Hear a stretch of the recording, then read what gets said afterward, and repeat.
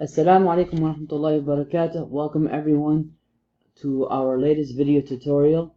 In this tutorial, we are going to show you how to create a column in your grade center for classroom participation for your students. So you log in into your Blackboard classroom or class, scroll down to grade center,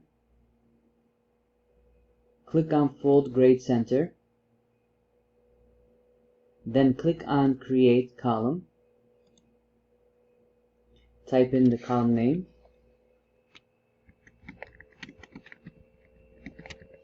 Right? For example, class participation. Okay. Make sure primary display shows score. Secondary display none. All right. Points possible 5. All right. You don't have to do any dates here. Make sure under options include this column in grade center calculations. Yes. Show this column to students. Yes. Show statistics. You don't have to use that. You can leave that no, and click submit. And you will notice if you scroll to your right, you have a column with class participation.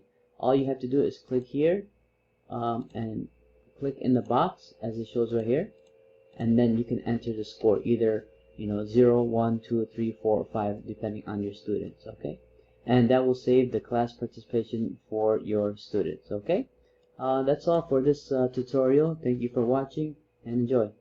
Assalamu alaikum.